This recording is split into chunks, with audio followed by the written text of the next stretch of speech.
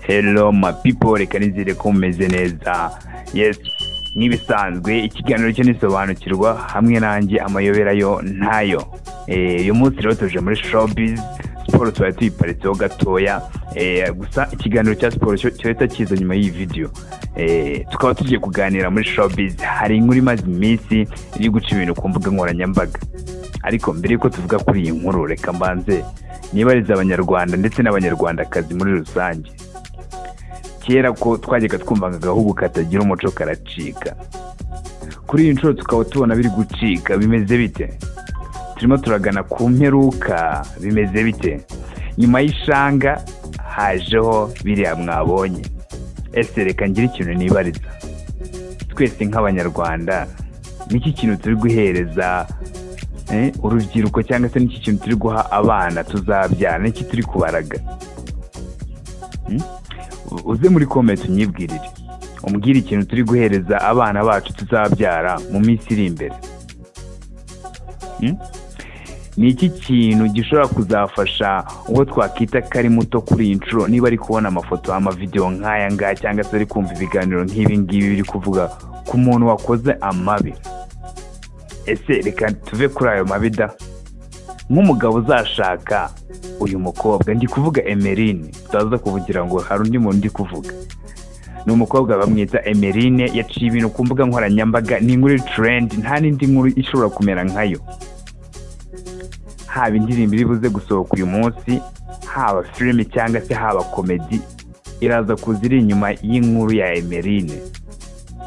Buri munyamakuru wese ufite ubushobozi bwo kuba yakora ikiganiro ari gukora kuri Emeline. Buri muntu wese ari gukora kuri Emeline kubera ko niyo nkuru top. Ese kubera iki inkuru zidashinga arizo dukunda guhakanya?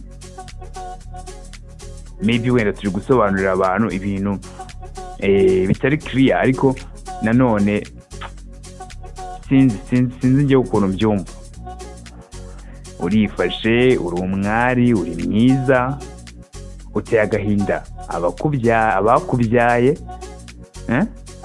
Ibaze nawe kugeraho ujya gufata icupa ukajya kurikoresha ibintu nyine, ibintu byagakozwe n'ibindi bintu, kanere kubivuga mu mazina, murabizi muri abantu bakuru. Ugafata icupa ukaryikoresha.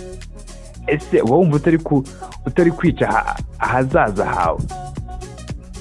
Ibaze nk'umusore uzagira gutya agahita yisanga ari kwa Emeline. Namajije kumenya ko Kigali kabisa nta cyiza cyayo. Kigali roshya, reka ntago navuga ko umuntu w'inaha za Gicumbi za hehe yakora ibyo bintu. Ni Kigali bongoza ndakeka. Ujye muri comment tubwire se nibiki. Wowe uri kubibona ute muri iyi minsi? Uri kubona niki kiri kujya mbere?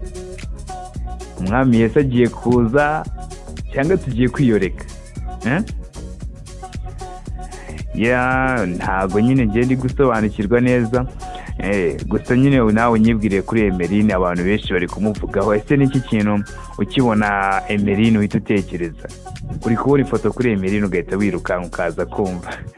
Byahise bituma rero nanjye ngira akantu niga. Nahise mfata akabati kanjye nashyiragamo amacupa y'inzoga, ndakimurada, nakimuyibona gahaye, nakihereye abandi bantu. Ubwo nta nzoga zizongera kugaragara iwanjye, niba zisigaye zijya mu mirimo y'abagabo. Se urinde wo kuzitunga? Urinde koko? Abari abategarugori mugerageze nyine tujye twiha icyubahiro, kubera ko ubundi ni mwebwe rega, nimwe mubyara twebwe, nimwe mubyara n'abandi bakomeye. Mujye rero mwiha icyubahiro cyane.